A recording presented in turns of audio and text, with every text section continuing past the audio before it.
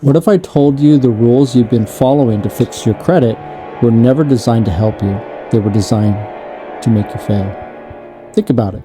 You spend hours writing disputes, attach your evidence, and send it off expecting justice, but behind the scenes, your carefully built case gets tossed into a machine that produces everything you wrote into a meaningless code, a code nobody actually reads. It's like fighting for your life in court. You've got witnesses, documents, proof of your innocence, but when your lawyer stands up, the judge cuts him off and says, you have 4 minutes to prove your innocence, and you could only use these 29 pre-approved sentences. That's not due process.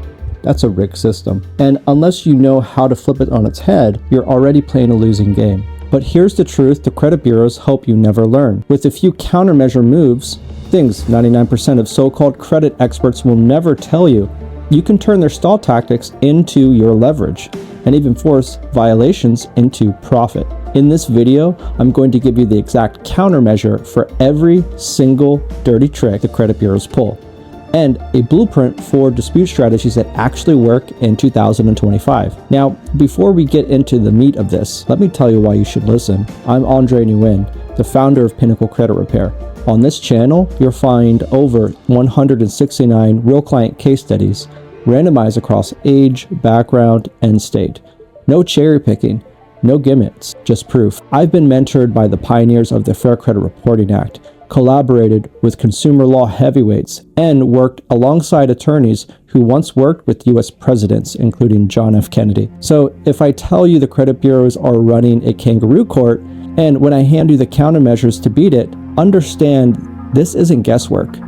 This is insider knowledge combined with years of frontline result. That's why my clients see bankruptcies, charge-off, late payments, and even six-figure mortgage rates disappear, while other companies fail. So let's start with their dirtiest trick, something called Oscar manipulation. Here's what's happening behind the scenes. When you send them a detailed dispute letter explaining exactly what's wrong, they're not reading it. Instead, they're reducing your entire complaint down to a 2-digit code. It's like sending a love letter, having someone respond back and text you back just this. But here's where it gets criminal, literally. Under FCRA section 611A, they're required by law to transmit your full narrative and evidence to the furnishers. When they reduce it to codes, they're breaking federal law, in my opinion. So here's your counter move, and this is pure gold. Every dispute needs account numbers, exact transaction dates, and scan supporting documents attached. But here's the key.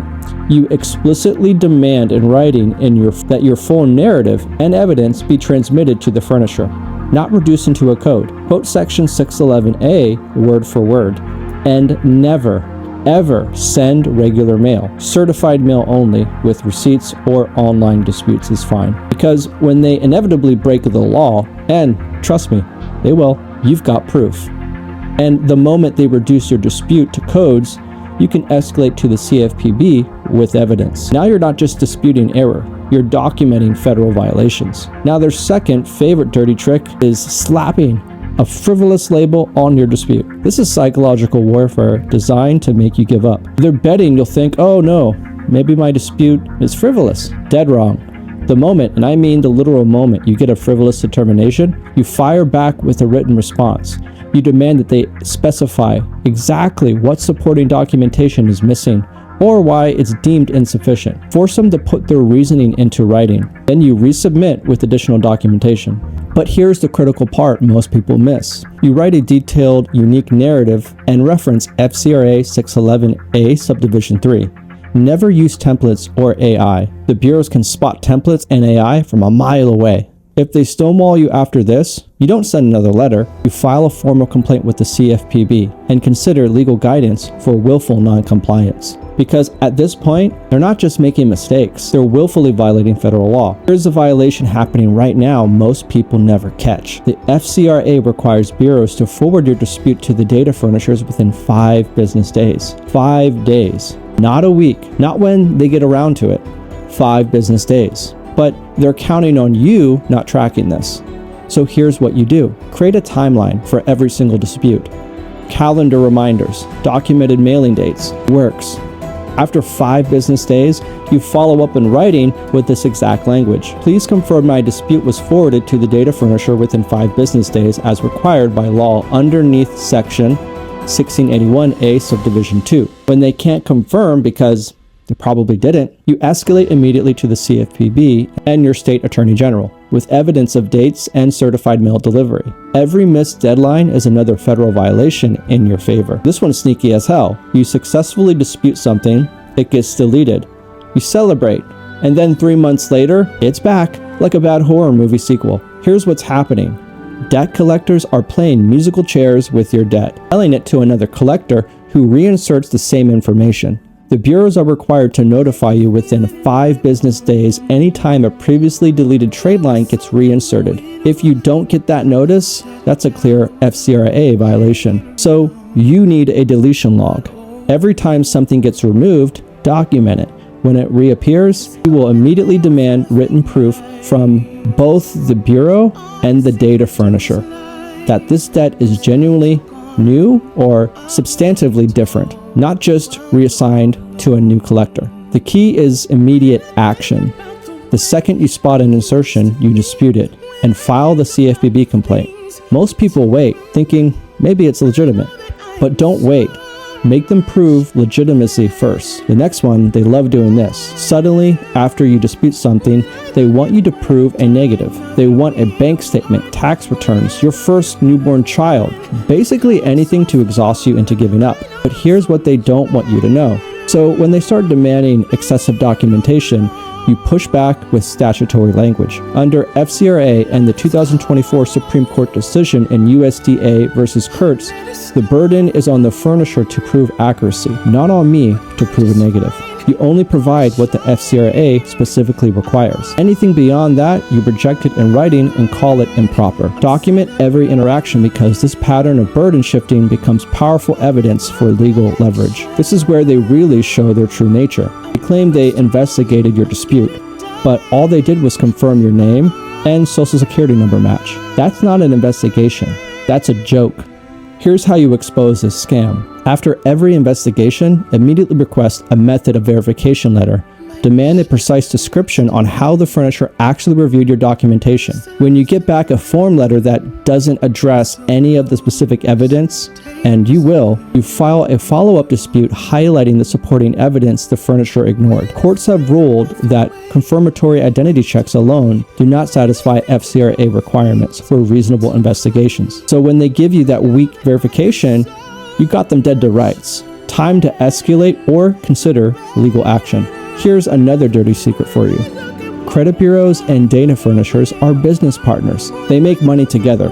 So, when you dispute something, the bureau isn't conducting an independent investigation. They're just asking their business partner, hey, is this right? And surprise, the business partner says, yep, totally right. Your countermove is brilliant in its simplicity. In every dispute, explicitly request that the bureau perform an independent investigation, not just parrot the furnisher's reply. Attach copies of conflicting reports or proof of inaccurate data across multiple bureaus. Use these as the smoking gun evidence. When the credit bureau simply repeats the furnisher's position without new investigation or evidence, you document this pattern and escalate to the CFPB. This creates a beautiful paper trail showing they're not investigating. They're just protecting their business partners. When they realize you're not backing down, they'll pull out legal intimidation. Suddenly, your dispute is a legal matter, not a factual dispute or beyond the scope of credit reporting. Here's how you crush this. You club their legal jargon with more precise legal citations. Quote relevant FCRA text directly and cite recent major court cases. Your response should write something like this. Your dispute concerns objectively verifiable data. Refusal based on legal issues violates the FCRA in recent federal appellate decisions. If they dismiss you again, you resubmit, citing specific court rulings, and file a CFPB complaint and state attorney general complaints for ongoing noncompliance. You're creating a documented paper trail that shows that they're using legal intimidation to avoid their obligations. Sometimes they just don't respond. Radio silence. This isn't an accident. It's psychological warfare designed to make you think your dispute disappeared into a void. But silence is actually a gift because it's a clear FCRA violation. They have 30 days to respond, 45 if they need additional information. Use certified mail for everything. Set calendar reminders for 30 and 35 days after sending. If you don't get a formal written response, you send a notice of non-response letter and immediately file a CFPB complaint. If their delayed or missing response caused you damages, credit denials, higher interest rates, save those adverse action letters. Those become powerful evidence for legal and regulatory escalation. Now here's where it gets really powerful. Everything I just showed you isn't just about fixing credit. It's about building a federal violation detection system. Every time they use one of these tactics, they're creating evidence of non-compliance that you could use as leverage.